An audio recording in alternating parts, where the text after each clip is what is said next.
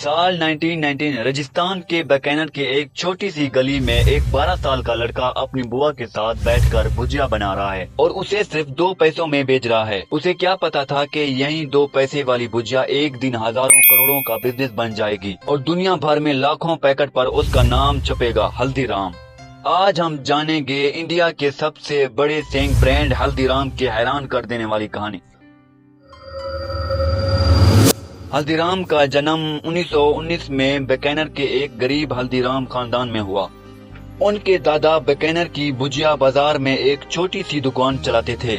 बचपन से ही हल्दीराम को भुजिया बनाने का शौक था। 12 साल की उम्र में उन्होंने भुजिया बनाने मुकम्मल सीख लिया, लेकिन वो सिर्फ रोज के 2-4 रुपए कमा कर खुश नहीं था। उनका ख्वाब बड़ा था।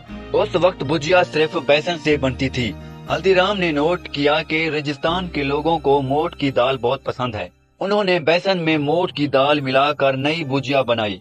ये जायका लोगों को इतना पसंद आया कि दुकान पर रश लग गया। फिर उन्होंने सोचा अगर भुजिया और पतली और क्रिस्पी हो तो। महीनों तजर्बे के बाद उन्होंने बैटर को पतला किया और छोटे सुराखों वाला झाड़ा बनवाया। नतीजा दुनिया की सबसे पतली क्रिस्पी भुजिया सेल्स की गई। सिर्फ कारीगर नहीं, ब्रांडिंग के भी उस्ताद थे हल्दीराम। उन्होंने अपनी भुजिया का नाम बीकानेर के मशहूर महाराजा डंगर सिंह के नाम पर डंगर सिंह रख दिया। महाराजा का नाम सुनते ही लोगों को लग गया कि कोई खास चीज है। कीमत बढ़ा दी, फिर भी लोग लाइन लगाकर खरीदने लगे। अगले 20 साल में हल्दीराम ने अपने 2 भाइयों के साथ बिजनेस बहुत बड़ा लिया।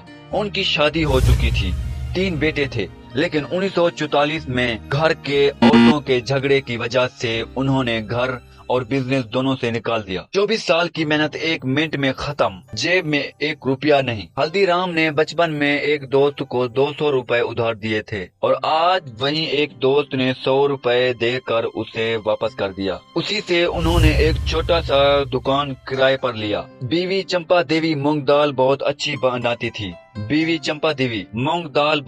बनाती थी तो उन्होंने मूंग दाल का ठेला लगा लिया। सुबह दाल बनाते, दिन भर अफसोस में बेचते, साथ में दोबारा भुजिया भी बेचना शुरू की।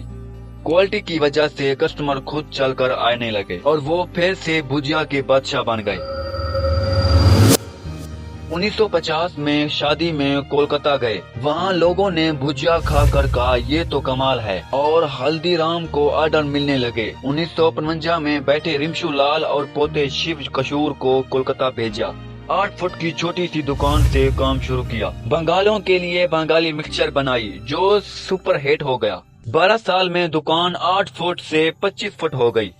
कोलकाता का बिजनेस बीकानेर से भी बड़ हो गया। 1968 में शिव कशूर ने टैंकपुर में नई ब्रांच खोली। वहाँ लोग काजू कतली बालू शाही मिसूर पाक के दीवाने थे। शिव कशूर ने फ्री सिंपल बांटकर काजू कतली बेचा शुरू की। 1 महीने में डिमांड डबल। फिर मलाई लड्डू रसगुल्ला रस मलाई ऐड की। यहीं से हल्दीराम मिठाई का बादशाह भी बन गया। नागपुर में एक साउथ इंडियन रेस्टोरेंट देखा। लोग डोसा इडली के लिए लाइन लगा रहे थे तो उन्होंने भी 30 सेट का रेस्टोरेंट खोल दिया। पहले डोसा इडली, फिर साथ समोसा खजूरी। जो डोसा खाने आता वो समोसा भी खा कर जाता। 1982 में मुनव्वर लाल ने दिल्ली चांदनी चौक में दुकान खोली। 2 साल बाद 1994 के फसाद में पूरी दुकान चलकर राख हो गई। बिजनेस फिर से जीरो, लेकिन हिम्मत नहीं हारी। नागपुर और बीकानेर वालों ने मदद की। पहले 30 फुट की वर्कशॉप, फिर 200 फुट की फैक्ट्री बनाई। 1991 में लेब्रोलाइजेशन के बाद हल्दीराम ने सबसे पहला काम किया, नाइट्रोजन पैकिंग। अब भुजिया महीनों तक खराब नहीं होती थी। अब ये सिर्फ बीकानेर के नहीं, पूरी इंडिया के भुजिया बन गए। आज हल्दीराम के 400 प्रोडक्ट हैं, रसगुल्ला से लेकर फूलपुरी तक। 5 रुपए का पैकेट भी और 200 रुपए का गिफ्ट पैक भी। रंगीन पैकेट 1 लाख से ज्यादा दुकानें 80 से ज्यादा मुल्कों में एक्सपोर्ट किया। जिस भुजिया की शुरुआत 2 पैसों से हुई थी, आज वो 9000 करोड़ का एम्पायर है। ये कहानी हमें सिखाती है कि अगर आपको कस्टमर को वैल्यू दे, हर बार कुछ नया करें और मुश्किल वक्त में हार ना माने, तो 2 पैसों से भी सल्तनत बनाई जा सकती है। अगर आपको ये कहानी पसंद आई हो तो इस वीडियो को लाइक करें और चैनल को सब्सक्राइब करना मत भूलिए। अगली वीडियो में फिर मिलेंगे एक नई बिजनेस कहानी के साथ। अल्लाह हाफिज, अपना ख्याल रखना।